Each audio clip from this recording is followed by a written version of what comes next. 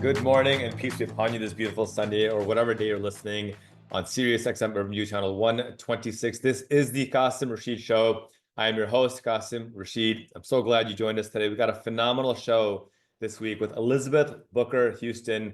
She is a lawyer, a scholar, a social scientist, a professor, a mom, a hilarious comedian, and I'm so grateful to have her on the show today. We'll be talking everything from the terrorism charges against Luigi Mangione in New York to how do we effectively respond to the oncoming onslaught of the Trump administration. And she's got a brilliant strategy that I got to be honest, I hadn't thought of, but it's fantastic. And you're going to want to hear it because no matter what your background or where you're from or how much money you have or don't have, it's something that you can play an active role in preventing the rise of fascism in this country. So make sure you stay tuned for that in the middle part of the show. My friends, I want to thank you for tuning in, for your emails, your notes, your texts, your tweets. If you're listening on Substack, make sure you hit that subscribe button so we can continue to advance this kind of advocacy. I want to start very quickly about a brief discussion of a new bill being proposed in South Carolina. This is a bill that is kind of the epitome of the fascism that we expected when we saw Trump get reelected to the White House. It is South Carolina House Bill 3537, also known as the South Carolina Prenatal Equal Protection Act. It sounds great, equal protection, who doesn't want that? But what it does is it effectively would give South Carolina permission to kill women who receive an abortion. And I've been getting comments from people saying, well, are you sure? Because that sounds a little bit extreme. Oh, I'm sure. I've read the legislation, and here is how this legislation would allow that to happen. It redefines a fetus as a human being, right? A fetus, not an actual person, as a human being. And in South Carolina, killing a human being can be punishable by the death penalty. And in fact, they have ended their moratorium on the death penalty, and they plan to start executing people again. And what's really wild about South Carolina is that the reason why they had to enact a moratorium is because pharmaceutical companies decided we actually don't want to provide the drugs to kill people via lethal injection. And even if we're protected or we're hidden, people are going to find out who we are. We just don't want to provide that. Apparently, pharmaceutical companies are okay denying life-saving care to people and killing them that way, but they don't want to actually provide the medications unless you're the Sackler family. It's a whole different conversation. If you know, you know. But they stopped it. And so South Carolina, the legislature passed new legislation saying that, you know what, we're going to bring back firing squad. And as of July of 2024 in South Carolina, it is legal to execute someone from the state by firing squad. Now, where H 3537 comes into play, it's 6 MAGA Republicans, all rich white men. And, you know, I wrote an article about this. It went viral. You can find it on my Substack because they publish their addresses, their home addresses, their personal cell phone numbers, their office numbers on the official South Carolina website. They're doxing themselves. It's the most bizarre thing in the world. But I'm asking folks to give them a call. Go to my Substack. The article is called South Carolina Intros Bill to Execute Women Who Get an Abortion. And call these folks and let them know how fascistic and extreme this piece of legislation is. This is a dangerous escalation that criminalizes women's health care, puts women's lives at risk. It's a chilling example of how far these extremist lawmakers will go to control women's bodies. It was never about life. It was always about control of women. And even if this piece of legislation doesn't become law, the fact is that it's already achieved its goal, and that is to push the Overton window over to the right and make this more normalized. Other states are thinking about introducing similar legislation as well, Missouri and Texas among them. And with this right-wing MAGA Supreme Court, it is not outside the realm of possibility for this to be escalated to the Supreme Court, and the Supreme Court saying, yeah, we support this kind of legislation, because that's how these precedents are overturned. People need to understand, Roe v. Wade was not overturned in a day. It took them half a century of getting it to the Supreme Court, having it struck down, having it protected. Supreme Court protected. Finally, they get to a right-wing MAGA Supreme Court, and now it's been overturned. And so I want you to take action. If you're in South Carolina, look up your representative, call them, let them know that you oppose this bill. if you're outside of South Carolina, there are amazing organizations like Fact Forward, Planned Parenthood, the South Carolina Office of Rural Health that you can donate to and support with your dollars, because these folks need your support to advocate for reproductive health and to protect reproductive health. And if you're anybody and you have access to a phone, I've published all of the direct numbers to the 6 MAGA extremists who introduced this bill. Call them. Let them hear your voice. Let them hear the anger in your voice at how absurd this fascist bill is.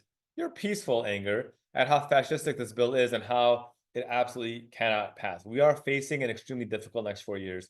The task before us absolutely seems exhausting. But again, as I've said before, quoting James Baldwin, I do not despair. I do not believe that we are hopeless. We cannot tell children, our children, any children, that there is no hope. And so we have an opportunity to be active and engaged. My next guest that I'm going to bring on in just a few minutes, Elizabeth Booker Houston, has some brilliant ideas on how we do that in an effective and meaningful way. But it starts by recognizing that we can't sit idle. We can't feel hopeless. We can't feel like we don't have power. We absolutely do.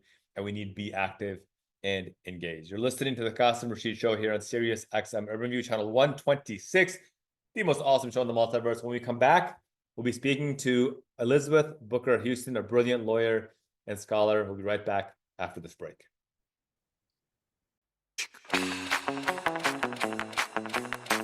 Welcome back. You're listening to the Qasim Rashid Show here on Sirius XM Urban View, channel 126, the most awesome show in the multiverse. If you're listening on Substack, make sure you hit that subscribe button so we can continue this advocacy. I'm excited about our guest, our first-time guest, and hopefully not our last time. Elizabeth Booker Houston is a lawyer, a social scientist, a professor, a stand-up comedian, a political commentator, and a mom who hails from Memphis, Tennessee, now in Washington, D.C. If you're not following her at Booker Squared across all platforms, you are wasting your time on the internet. She is brilliant, and I'm so grateful to have her with us today. Elizabeth, thank you for being with us today.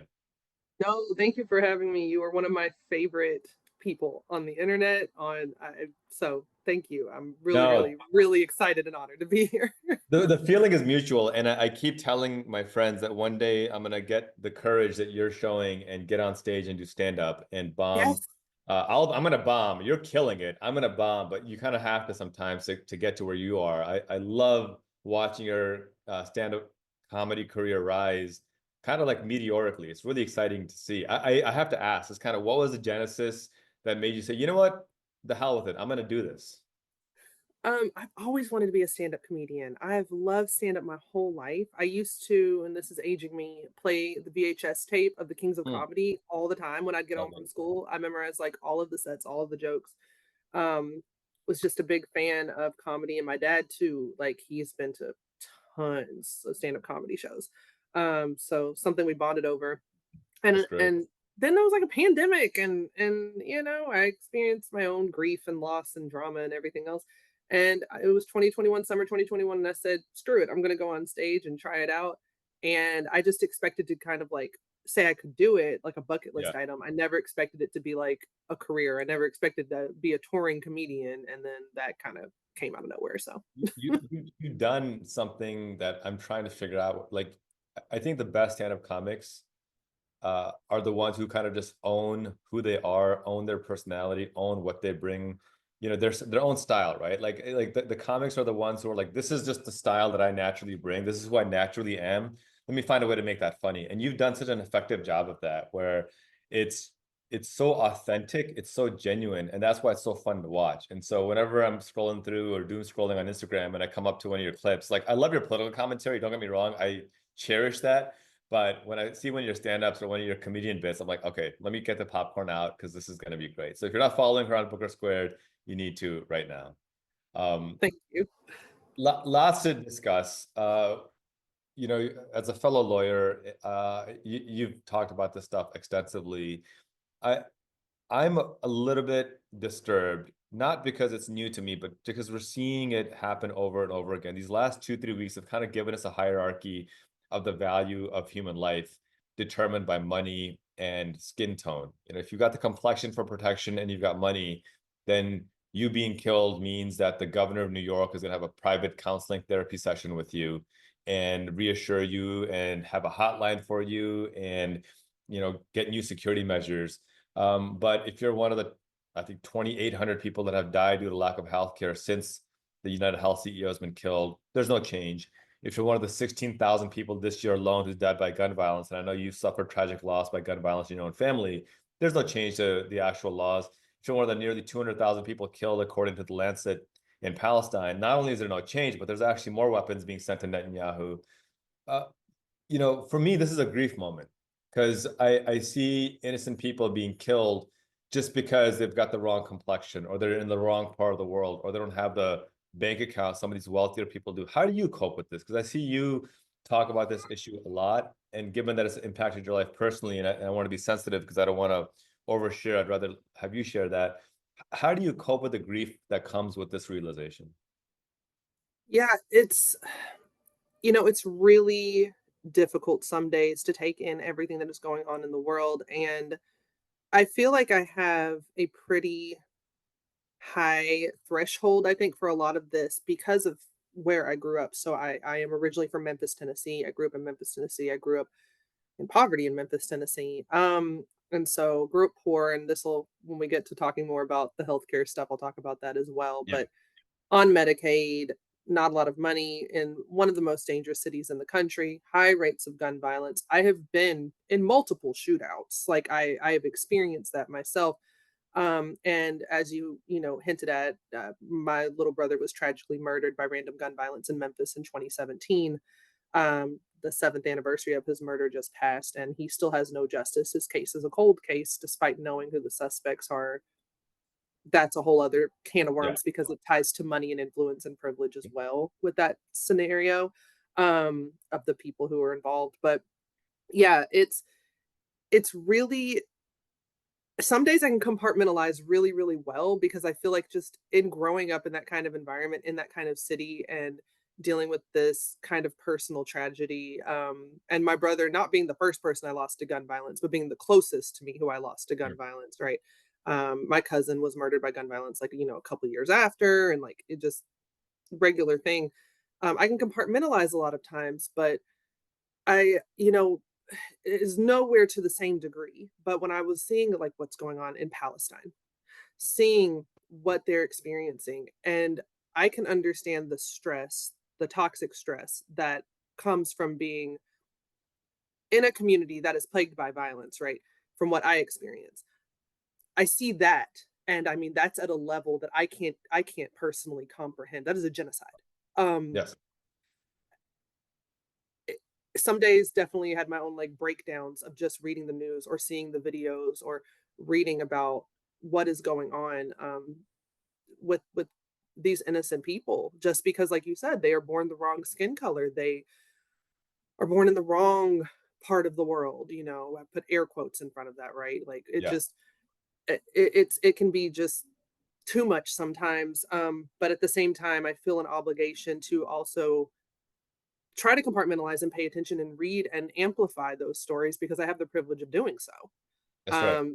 So, trying to maintain mental health, but at the same time, um, be sure to take my platform seriously and my own privileges seriously, and be able to amplify these stories and talk about these issues. I appreciate using that word privilege because, again, I think we share a similar background. I grew up in Section 8 housing on Medicaid. Again, dating myself, I remember paying for groceries with actual food stamps. Right now, it's an EBT Same. card, but the actual paper food stamps. And like the look of disdain and disgust from people in line, like, oh, it's one of those poors, right? That's a leech on society. And we criminalize poverty in this country. We demonize poverty in this country. And it took me until law school in my late 20s when I began to realize that, wait, poverty is not a life choice. And we can't allow policies that make it a life sentence. But that's kind of the world in which we live, that we say, oh, well, if you're poor, you probably deserved it, right? If you're low income, it's those bad spending habits, right? And I remember somebody saying, well, if they're so poor, why do they have an iPhone? And I'm like, well, Karen, because they're not escaping the 1700s, they're trying to escape poverty. Like, you need a phone to get by in this life. And that's why I appreciate using the word privilege, because I I, I appreciate when people realize that where they came from doesn't define them, and that they have still had a platform and an opportunity to accomplish what they've accomplished. And yes, you've worked your ass off for it. You've worked hard for it. And even then, we recognize a privilege. Like, I have a very privileged life right now. I've worked extraordinarily hard for it and continue to work hard for it. Why? And so all this to say, why has the word privilege become such a taboo or bad word, right? We talk about white privilege or male privilege, and suddenly people freak out. What information battle have we lost that people don't understand that privilege doesn't mean a bad thing? It just means that it's something that you may not have to struggle with any more than other folks do. I think it comes from defensiveness of if you acknowledge something as privilege, like you said, it takes away from the work that someone has put in Yeah. and it makes them uncomfortable. You know, not acknowledging privilege allows you to sit in this cognitive dissonance, like you said, of, well, they must be poor or have that going on or whatever, because, well, they made a mistake or there's something wrong with them or it's bad about them, rather than addressing the inequity in society. That's that's the struggle that I think a lot of people have, and I talk about my own privilege so much, and, like, if you look at my background, if you look at everything and the stuff I've been through, like, on paper, you wouldn't think, "Oh, maybe privileges," but I think about things like, the fact that I have the degrees I do and I went to college and did what I did is because my brain works a certain way. That's a Yeah, privilege of my biology, that I absolutely. have the memory capability that I do, that I'm lighter skinned, that I have a different textured hair than say like a 4C textured. If you're familiar with black hair, there's like and curly hair, there's different levels of texture. And Right. we talk about colorism, we talk about texturalism, like all of those things. Like there are layers to privilege. Am I a black woman who still is going to be racially profiled by police and treated badly? Sure. But I also I think about what's his name? Jesse Williams. He's a star in Grey's Anatomy. Right. Yep. He's Yep. biracial, and he had this great quote, and I can't remember which award show it was set at, but he had this great quote where he said, "My lighter skin has given me a bigger microphone and a better seat at the table than my darker skinned brothers and sisters my entire life." Right. And it's kind of just acknowledging the ways in which that privilege can affect things, but I have no issue with saying that. Every time I do interviews and they say, "How do you do all of this? You're a mom and you're this and you're a wife." I'm like, "Privilege, Yeah. privilege. You can do so much more when you get to work from home, when Right. you have no concerns about paying for childcare, when you can have housekeepers come in and clean or meal services." They, I feel like that phrase "money can't buy happiness," it's true to an extent, right? Like, I know money wouldn't bring my brother back, money wouldn't do certain things, but I feel like that phrase gets overused because people with money don't want to acknowledge how much easier their lives are compared to people who don't Thank you. have it. And Yeah. having and you can, relate to this. It is rare for someone to jump classes, right? Yes. It's rare to go from where we were to where we are. And you can have one of two perspectives, I feel, when that happens. Folks either want to distance themselves from their past and say, well, yes, I must be special and different or better. Or there's folks like us who go, there's a lot of luck. There's a lot of luck and privilege and things that lined up very well. And I think about people who, if they just had things a little bit different for them or some different circumstances, who could be doing the exact same thing I do, who could Uh, who could be more accomplished than I uh, am if they had the resources and the opportunities put in front of them, and just really trying to understand and acknowledge that. I don't know. I don't find Yeah. it uncomfortable to acknowledge my privilege because it doesn't make me a bad person. And I think that's part of it too. People tie it to some weird morality. Like you're saying I'm a Yeah. bad person. And it's Yeah. like, no. No, I look, it's but for the grace of God I go, right? And by the way, if you're just tuning in, we're speaking with the brilliant Elizabeth Booker Houston, an attorney, a social scientist, imam, a hilarious stand-up comedian. Follow her across all the platforms at Booker Squared. And I think we all remember the young people from our childhood who we would look at and be like, damn, that person is smart on a level that I can't even comprehend. And you still see them working, a very basic minimum wage job right now, not because they weren't smart, but because maybe they didn't have the opportunity that we had. I think about the fact that I had to work full time throughout my undergrad to pay rent, to get by, and my GPA was trash. I mean, it was absolute trash. And everyone and their brother said, "There's no way you're going to get into any kind of law school. Forget about it." And by some miracle, I got into a top law school. And in meeting with the dean of admissions, who I'm still good friends with years later, she goes, I don't, your numbers weren't there. I don't know why I gave you admission. And I'm like, I don't know either. But she goes, but I gave you admission because I felt like you had what it took to be a successful attorney, and I wanted to look past the numbers. Now, that is not that's privilege, right? That's not something that you can manufacture or create. That is pure, if you want to call it luck, call it luck. If you want to call it the grace of God, call it the grace of God. But whatever it is, I can't say that I earned that or I worked for that. That was an opportunity given to me and not to somebody else. And I think acknowledging that. And the other point you made, Elizabeth, that I want to double down on about this phrase, money can't buy happiness. The folks saying that, I don't think have ever had to worry about paying rent or buying diapers, or had to worry about, buying food for themselves or for their kids. Food, water, shelter, healthcare, education, clothing, these six things I repeat often, that if we build a society where those things are guaranteed, then the phrase money can't buy happiness makes sense. Then you can ensure that, look, you've already got a house, you've already got these basic necessities in life, your kids are fed, you got a roof over your head. More money is not going to really add much more value to that because those necessities are fulfilled and taken care of. But we live in a society right now where 78% of people are living paycheck to paycheck. Food insecurity affects 1 in 6 Americans, 1 in 9 children. 70,000 people a year are dying due to lack of healthcare access. 75 million Americans are underinsured or don't have insurance at all. And we've elected these oligarchs to power who are only going to make things worse. So let's talk about solutions here, because I know a lot of the work you talk about is, you're out in front of the Supreme Court, you're protesting, you're doing the work, you're pounding the pavement, as they say. What do you see as a solution or strategy over these next 4 years? How do we maintain some semblance of our republic, of our democracy, of our basic rights, which are all going to be under major attack? I'm so glad you asked that question because months ago before the election, kind of had a contingency plan that I was thinking of in my mind. For folks who don't know, I graduated law school in 2017 and I immediately came in as a presidential management fellow under Trump. So I got firsthand view in the Trump administration in Washington, D.C. to see how things were operating and, so seen it before from the inside. Yes. Um, I will say that administrative law, I feel like is gonna really be the thing to help us. So we know Chevron got overturned in the Supreme Court this past year. Horrible Explain, blow. explain Chevron. I don't think our listeners may fully understand the impact of overturning Chevron. If you give a 30-second breakdown, that'd be helpful. Absolutely. So Chevron is a Supreme Court case that was put in place to talk about agency deference. So administrative agencies are they're talking about the executive branch under the power of the president, CDC, FDA, EPA. All of those agencies are executive branch administrative agencies, and the body of law that governs that, we call it administrative law. It's one of the areas of law I work in. I also teach it to my students.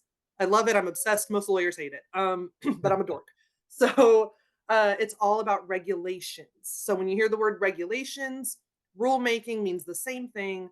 That's what Chevron dealt with. So how an agency gets its power is Congress passes a statute and says this agency is going to exist. For example, the FDA exists because of the Food, Drug, and Cosmetic Act. The FDCA passed in the 30s. That gives the agency its existence and its power, which is important to remember because people keep hearing about Doge. I want you guys to know that Doge cannot exist unless Congress makes it exist. Yeah, the Um, so-called Department of Government Efficiency is a made-up term. mm, It's as real as Elon Musk's soul. It just doesn't exist. absolutely. It's as real as his hair plugs. Ah, But the administrative agencies exist because of that, and they are given limited authority. Now, because we have separation of powers, meaning the legislative branch can't step into the judiciary role, the judiciary can't step into the president, all around. You can't have an agency do too much where it seems like they're doing Congress's job. So they can do rulemaking or making regulations. And so those don't have the same force of law as what Congress passes. They have to fall under the statute. What happened is there can be ambiguous things that Congress says, like we want, the EPA to talk about something to do with pesticides. Because Congress isn't full of experts, and that's the reason these agencies exist, they say, well, we're going to write it a little broad because we need the experts, the scientists at the EPA to figure out what regulations to pass to fall under this because we're not the scientists. So what Chevron did is they said when there is an ambiguous statute and the agency has a reasonable interpretation, meaning their regulation is reasonable under that, that means the courts have to defer to the agency. So it keeps the judges from not inserting their own opinions because, again, they're not scientists, they're not experts Right. either. Chevron got overturned in the Supreme Court, meaning that now administrative agencies aren't guaranteed that deference. It's going to be up to the judges in these courts to decide if their regulations are reasonable under these ambiguous statutes. Here's the thing: we can use this to now go after all the regulations that Trump once passed. We can use this to our benefit. Tell me more. Uh, How do we use this to our benefit? so so there's going to be lawsuits. The ACLU, everybody is always ready to sue. And creating an administrative record is so important. But what the public doesn't know is you can comment on any regulation on the Federal Register website. And it is a requirement that they have to go through every single comment and meaningfully consider it. And this was something that Planned Parenthood did under the first Trump administration to overwhelm the federal workforce on some of the regulations so that they had thousands and thousands of comments they had to sort through. Mind you, the average federal employee, when you're passing regs, you might read no comments, you get like 5 comments. There's not enough manpower to do this, but they have to go through every one. If we have the American public submitting comments constantly to the Trump administration in the Federal Register, it's going to overwhelm them the same way that Planned Parenthood and other reproductive rights orgs used this power in the first Trump administration. And it pauses their ability to implement these regulations. And so I'm trying to develop a website that will make it easy for folks to know exactly where to go, give them a link to click, and go and put in their public comments. And with the existence of Chat GPT now, Yes. you could easily get a great, robust comment written up for you thanks to AI in 30 seconds and submit that and cause just a headache for this administration. So I, it's a very nerdy thing that I've been no, thinking I about for love it. months. This is the dork jujitsu that we need to save our democracy. I will take it. And I feel like this is what's been missing in the strategy on the left. I feel like we're always on our back heel. My 15-year-old said to me the other day, he goes, why does it feel like Republicans have more power when they're in the minority than Democrats do when they're in the majority? And I said, it's because we're not thinking outside the box. We're so ingrained to that, what's that old saying that Republicans and Democrats are playing chess and Republicans are, taking a dump on the chessboard and Democrats are like, hey, that's illegal. And meanwhile, like there's no more rules anymore. And and Right. we're completely missing the point. By the way, if you're just tuning in, we're speaking with Elizabeth Booker Houston. Follow her across all the platforms at Booker Squared and do yourself a favor and support her work and advocacy. What does it take to build what you're talking about? Like, is this an app? Is this a website that's going to go live? How do we integrate it with all the different agencies? How do we make sure we're having the right comment go to the FDA versus the EPA versus the CDC versus NHS? How does all this going to work? So I'm just going to have like a very user-friendly website and I will give like a quick couple sentences to let you know what the regulation is and the link to take you directly to it so you can just submit your comment because going through the Federal Register is a lot. It's it it's a Yeah. lot. There's so many regulations. Um it can be very confusing. So if I can just give you a click, it'd be 2 clicks. You click on the website from my profile, you click on the link. And when this goes live, I will be announcing it. And I'm working with some folks. I'm not going to say who I'm trying to work Oh, with yet, but okay. some folks who have a great track record of using websites to interrupt I- our politicians and hit back at them.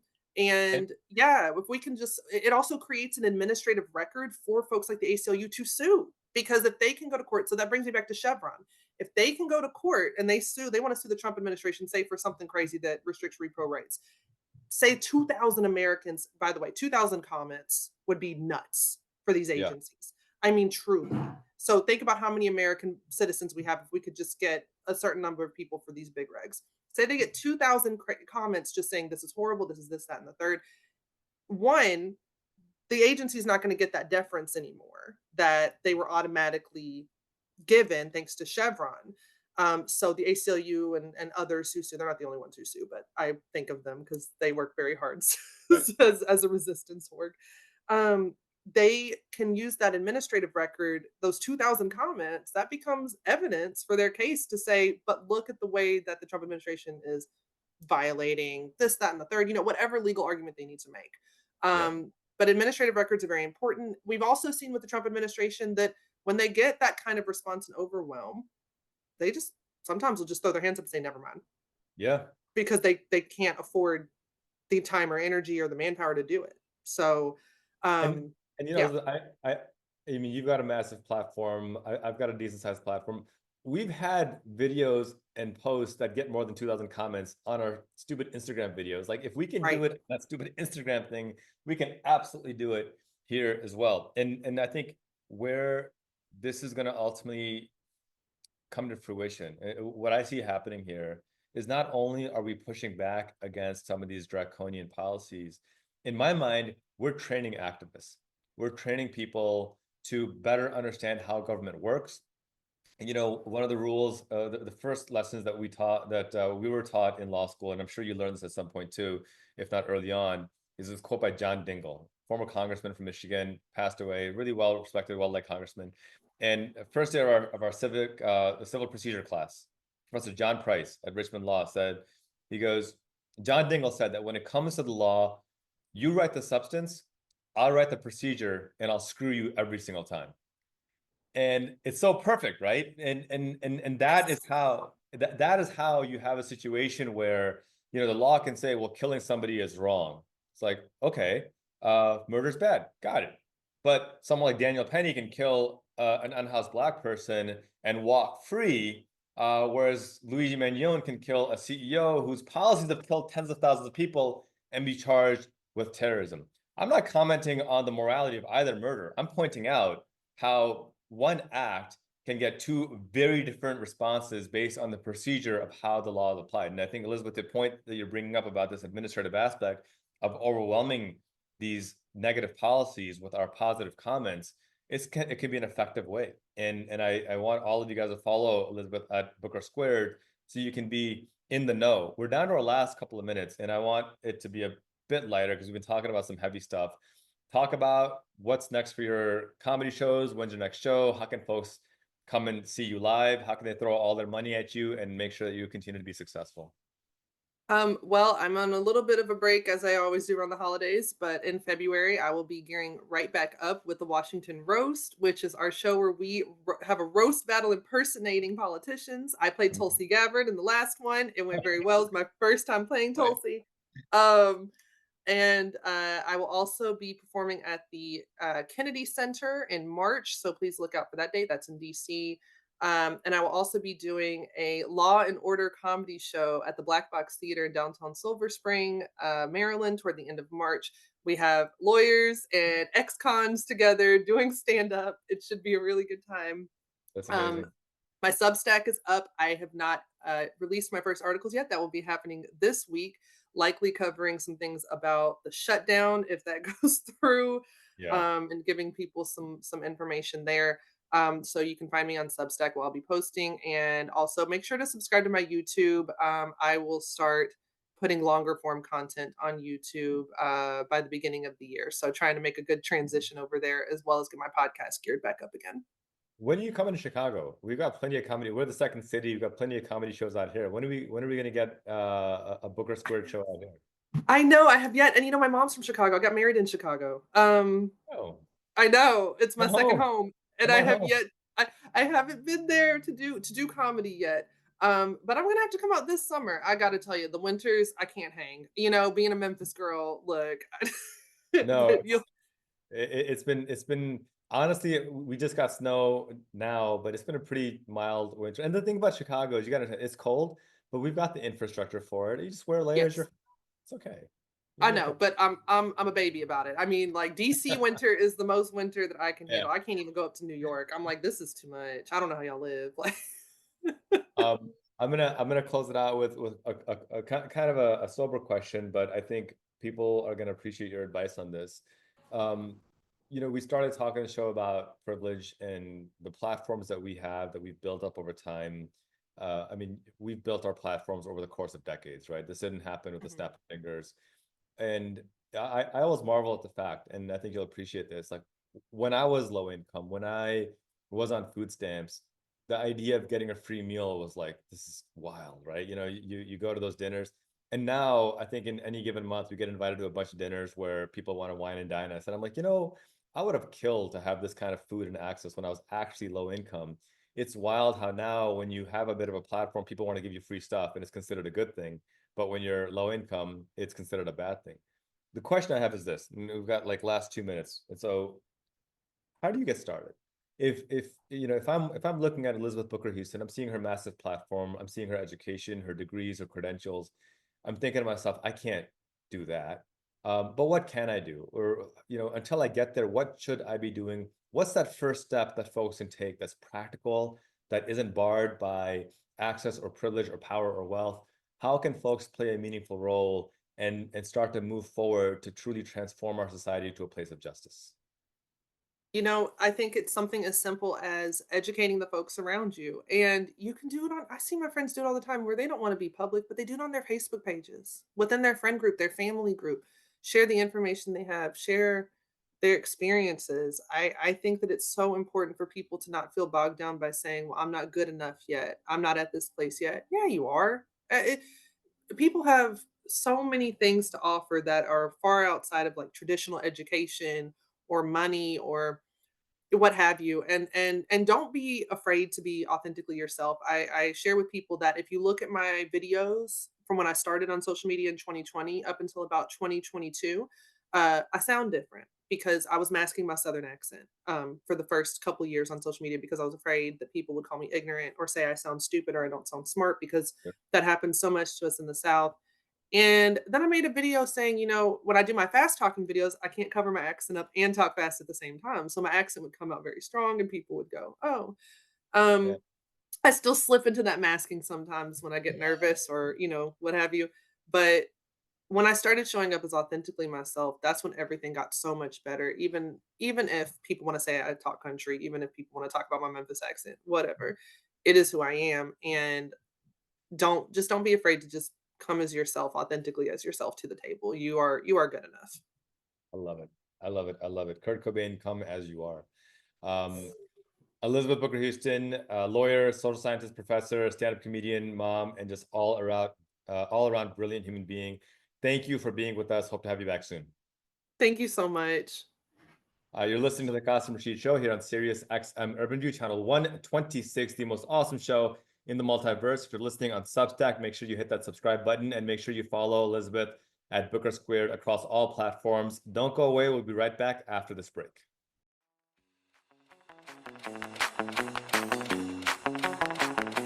Welcome back. You're listening to the Qasim Rashid Show here on Sirius XM Urban View, channel 126, the most awesome show in the multiverse. If you're listening on Substack, make sure you hit that subscribe button so I can continue to create this content. Grateful for your support. And whether you're a free subscriber or a paid subscriber, I love you either way. If you have the means to invest a cup of coffee a month, absolutely cherish that because it goes a long way, especially with the ongoing failure of legacy media. Having your support to ensure we're bringing you truth to power, it means the world to me. As we close, I want to first of all ask you to support again Elizabeth because she is the kind of voice that is making this a better country. That is truly leading by example, being fearless, being unrelenting and unapologetic in her advocacy, in her compassion, in her consistency. For me, that's what I look for in a person, that how are they responding to different injustices, whether it's from, the opposing camp, so to speak, their own camp, so to speak. She's relentless. She's fearless. She is the amazing kind of person that we need to empower and elevate. So follow her at Booker Squared across all the platforms because she truly is leading by example. And we need to create a country where we're elevating the people leading by example. She's one such person. Booker Squared, support her, subscribe to her, elevate her work. One of the things I wanted to chat with her about, we didn't get a chance to get too much into, but I want to talk about it here, is we need to acknowledge that Joe Biden's strategy in pardoning people has been nothing less than atrocious. And I want to be clear because I'm not talking about him pardoning his son. We've talked about that in the past. You know, given this fascist regime coming in, he wanted to protect his son. Fine. My issue is the fact that he's stopping there. And people are going to be like, oh, well, he pardoned 1,500 people last year. Yeah, I know. People who are already out of prison. And that's fine. But I'm talking about even the people that he's pardoned right now. He put out another list of 1,500 people that he's pardoned or commuted. And while some of them absolutely did deserve it, there are many that did not. And there are many more who absolutely deserve a pardon or commutation that are completely being ignored right now. And I want to just illustrate just how damaging this is. Because again, if we want to call ourselves people committed to justice, then it cannot be lip service. We need to be consistent about it. And if Donald Trump had pardoned some of these people, I know there are folks who would be in the streets protesting in front of the White House that how dare you pardon some of these people. Donald Trump pardoned war criminals. Eddie Gallagher comes to mind. People who killed children in Iraq, killed civilians in Iraq, butchered them, were convicted by a military tribunal, had their own officers testify against them, their own soldiers testify against them, and Trump pardoned them. And we condemn him rightfully for that. My question is, why are we silent when Biden has done something similar as well? Judge Michael Conahan was sentenced to 17 years in prison for trafficking children in a modern-day slavery ring. In exchange for nearly $3 million in kickbacks over a period of several years, Judge Conahan took innocent children or children who were being charged with a minor drug offense and threw them in a for-profit private prison because it made them money. That's human trafficking. That's modern-day slavery under the 13th Amendment. You need to understand, this is not just a matter of him taking a bribe. It's him taking a bribe, violating his oath as a judge, a sacred oath, and abusing children. He took children away from parents and threw them in prison to make money. Children, some of whom later died by suicide because of the torture they experienced in prison, wrongfully. And I'm telling you all this because Joe Biden commuted his sentence. And when asked about it, the White House said, oh, well, we didn't actually consider the case specifics. They let a human child trafficker who threw children in prison in modern-day enslavement out. That's wild to me. That's unacceptable to me. Joe Biden pardoned or commuted the sentence of Dr. Mira Sakdeva, a woman who exploited cancer patients and made money off of them. And now she's suffering one lawsuit. Suffering is the wrong word. She is receiving a lawsuit where, because she used dirty needles on patients, one person is accusing her of infecting them with the AIDS virus. Not a small thing. Joe Biden pardoned James Burkhart, who exploited senior citizens in Indiana to the tune of $19 million. Senior citizens stole from them $19 million. Joe Biden pardoned this guy. Rita Crunwell, a Dixon, Illinois comptroller who stole $53 million from the rural town here in Illinois to fund her habit of buying horses and cars and homes and luxury vacations. $53 million pardon. Meanwhile, and the list, by the way, goes on and on. Meanwhile, Leonard Peltier, the indigenous activist who's been in prison for half a century, now commuted. Steve Donziger, the climate activist who killed nobody, harmed nobody, got big oil convicted of destroying indigenous lands. He's in prison. Biden would pardon him. The 3,000 people in prison for nonviolent drug offenses, largely there because of Biden's own 1994 crime bill, he hasn't pardoned them. The 40 people on death row, federal death row, he hasn't commuted their sentences, hasn't ratified the ERA, hasn't canceled student debt, hasn't issued an executive order protecting abortion access, all things that are within his power to do, to set up obstacles to Biden, he's refusing to do. Far from advancing justice, his decisions have actually enabled injustice, and we need to call it out because that's what justice maintains, guys. This is not a matter of being anti-Biden or pro-Biden, it's a matter of being pro-justice. And the fact that Biden has pardoned some of the worst people or commuted some of the worst people imaginable, while innocent people or people convicted of nonviolent offenses are languishing in prison, it simply is unacceptable. That's the problem that I have. And I think anybody committed to justice needs to recognize that as well. All right, thanks for letting me rant. Whew. We've got a lot of work to do, folks, and we're going to get there, but we got to continue to stay active and organized. Thank you for tuning in. Be sure to follow me on social media across all platforms, at Qasim Rashid across all platforms, including on Substack. Make sure you hit that subscribe button because it goes a long way towards helping me build out this advocacy. We've got a great show lined up for next week. Same time, same place. If you want to hear it live on Sirius XM, 10 a.m. Eastern on Sundays on channel 126, otherwise on Substack throughout the week. My friends, thank you for all you're doing. This has been a wild year. As we're wrapping it up, reflect over the goodness that has been accomplished nonetheless, and recognize that we will overcome, but it's going to require us to not give up hope, to stay active and to stay organized. My friends, be fierce, lead with compassion and justice, and continue speaking truth to power. Till next week, peace.